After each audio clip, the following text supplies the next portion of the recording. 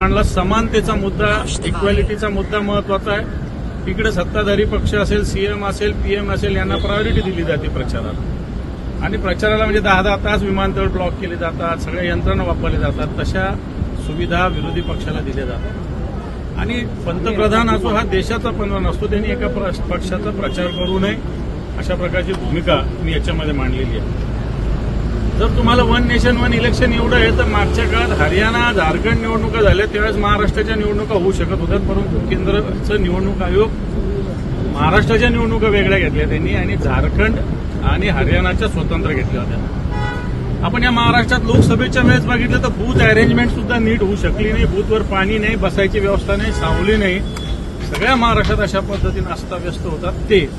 आणि लोकसभेच्या वेळेस रात्री 2-2 वाजेपर्यंत मतदान चाललं असं निवडणूक आयोग म्हणतो। निवडणूक 5 वाजेनंतर सुद्धा लाखो मतदार झाले, याचा अर्थ निवडणूक यंत्रणा सुस्थितीत नव्हती, एवढी पुरेशी तरतूद नव्हती। आता सुप्रीम कोर्टाने एक 8-10 दिवसापूर्वी आदेश दिला महाराष्ट्रातल्या स्थानिक स्वराज्य संस्थेच्या विषयी, निवडणुकीविषयी। आपलं इथलं महाराष्ट्राचं निवडणूक आयोग असं म्हटलं की आम्ही एका फेजमध्ये जिल्हा परिषद, महानगरपालिका, नगरपालिका निवडणुका घेऊ शकत। जर तुम्ही महानगरपालिका, जिल्हा परिषद एका फेजमध्ये घेऊ शकत नाही, लोकसभा, विधानसभा एका फेजमध्ये देश पातळीवर महाराष्ट्रासारखं पुढारलेलं, सक्षम असलेलं राज्य जर अशी स्थिती आहे तर मला असं वाटतं देश कशा पद्धतीनं वन नेशन वन इलेक्शन घेऊ शकतो, हा माझा प्रश्न आहे। आणि सगळ्यात महत्वाचं, आपला भारत देश हा विविधतेतून नटलेला आहे। महाराष्ट्राची वेगळी अस्मिता आहे, महाराष्ट्राची वेगळी प्रतिमा आहे, गुजरातची तशीच आहे, तामिळनाडूची तशी आहे, बंगालची तशी आहे। थोडक्यात अनेक प्रादेशिक पक्ष सुद्धा ती प्रादेशिक अस्मिता घेऊन काम करतात। आणि म्हणून आता जसं आपल्याकडे मराठीचा मुद्दा होता, हिंदी सक्ती केली गेली, जर अशा पद्धतीनं केंद्र स्तरावर असं गेलं तर प्रादेशिक अस्मिता किंवा प्रादेशिक स्वाभिमान याचा नायनाट होऊ शकतो। किंवा केंद्रातलं जे कोणतं सरकार आहे हे एका पक्षाचं येऊन ती हुकुमशाही करून मला असं वाटतं प्रादेशिक वादावर मोठ्या पद्धतीनं घालू शकतो। याचा अर्थ संघराज्याची प्रतिमा ही मला थोडं राहू शकत नाही, सत्तेचा मिसयूज मोठ्या प्रमाणावर होऊ शकतो। आणि म्हणून हे प्रश्न मी या समितीसमोर मांडलेले आहेत, हे समिती निश्चित याचा विचार करेल। हे जे आता मी सांगितलं की बॅलेट पेपरवर मतदान घ्यावं, निवडणूक घ्यावी, परंतु या समितीचा जो उद्देश आहे तो, कारण जे निवडणुका घ्यायच्या आहेत त्याची जी प्रक्रिया आहे ती निवडणूक आयोगाकडनं व्हायला पाहिजे। पण तुम्ही ही जी वन नेशन वन इलेक्शन संदर्भातली संसदीय समिती आहे त्याच्याकडे हा प्रश्न मांडताय, असा हा प्रश्न परवाला पण सुद्धा विचारला होता। तर त्यांच्या समितीचं म्हणणं आहे की ही प्रक्रिया ही निवडणूक आयोगाकडची असते आणि निवडणूक आयोग वगैरे सगळ्या गोष्टी सरकारच्या ताटाखालचं मांजर बनलेलं आहे। त्याच्यामुळे निवडणूक आयोग करतं या गोष्टीला काय व्हॅल्यू नाही आहे।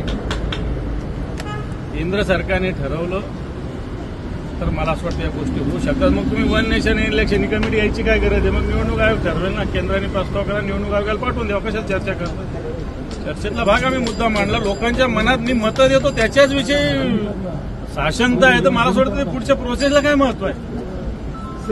जानवी जी, हिंदी में जानना चाहेंगे, जेपीसी कमेटी मुंबई आई हुई है और आज दूसरी मीटिंग जो है हो रही है।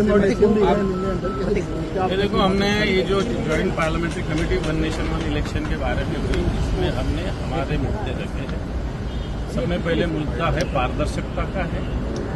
पारदर्शिता इलेक्शन में रहनी चाहिए। लोग कहते हैं बैलेट पे इलेक्शन लो, इलेक्शन कमीशन या सरकार जो होता है ईवीएम के बारे में अलग अलग बातें कही जाती है। अमेरिका जैसे देश में भी बैलेट पे इलेक्शन होते हैं, बहुत सारे क्या मेजॉरिटी में देश में बैलेट पे इलेक्शन होते वक्त अपने यहाँ ईवीएम पे क्यों, ये सवाल है, इसके बारे में मैंने रखा है। इक्वालिटी नहीं रहती है, जो पार्टी पावर में उसको ज्यादा टाइम मिलता है, ज्यादा शक्ति मिलती है, ज्यादा ताकत मिलती है, लोगों को गुमराह करके या ब्लैकमेलिंग करके या दाब दबाव से उनको फंड ज्यादा मिलता है, इसलिए एक इक्वालिटी नहीं रहती। इसलिए देश के पीएम हो, राज्य के सीएम हो, इन्होंने कोई पार्टी का प्रचार नहीं करना चाहिए, ये हमने भूमिका रखी है।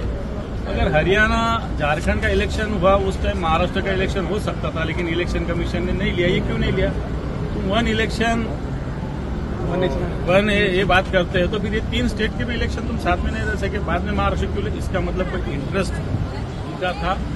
पिछले समय लोकसभा विधानसभा के इलेक्शन बूथ अरेंजमेंट ठीक से लोकसभा को नहीं हुई थी, लोगों को को पानी नहीं था, बैठने को जगह नहीं थी।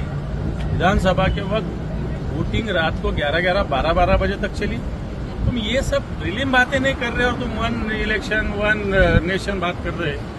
इसके बाद में अभी हमारे यहाँ महाराष्ट्र में जो स्थानिक लोकल बॉडी के इलेक्शन लेने का सुप्रीम कोर्ट ने आदेश दिया, उसमें यहाँ का इलेक्शन कमीशन कहता है कि हम एक पेज में ये नहीं ले सकते। अगर तुम लोकल बॉडीज की इलेक्शन वन पेज में नहीं ले सकते तो तुम लोकसभा विधानसभा कैसा ले सकते हैं? ये हमने सवाल रखा। और सब में अलग अलग स्टेट की अलग अलग अस्मिता है, अलग अलग स्वाभिमान है, अलग अलग प्रतिमा है, अलग अलग इंटरेस्ट है। महाराष्ट्र में मराठी का हो सकता है, तमिल में तमिल का हो सकता है, बंगाल में बंगाली हो सकता है, गुजरात में गुजराती हो सकता है। इससे वक्त तुम अगर वन नेशन वन इलेक्शन लेंगे तो ये प्रादेशिक अस्मिता हमारी खत्म हो सकती है, प्रादेशिक स्वाभिमान खत्म हो सकता है और एक पार्टी का वर्चस्व जिसको हुकुमशाही कहा जाता है ऐसा आ सकता है। ये भूमिका हमने इस कमेटी के सामने रखी है। दानवे जी, जैसे लार्ज स्केल पर एक साथ विधानसभा और लोकसभा चुनाव की बात जेपीसी कमेटी कर रही है, इसका अकाउंटेबिलिटी पे सवाल उठेंगे? क्योंकि इतने बड़े लेवल पे ये तय करना कहीं ना कहीं जो मशीनरी है उन सबके लिए चैलेंजिंग है, बहुत कुछ चैलेंजिंग है। अपना देश छूटा नहीं है।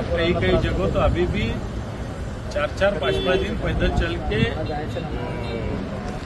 वोटिंग मशीन लेके जाना पड़ता है। 2-2, 4-4 दिन चल के गाड़ी तक नहीं जा सकती, घोड़े पे बिठा के, गधे पे बिठा के, ये सब लेके। ऐसी स्थिति अपने देश में बहुत सारी जगह है।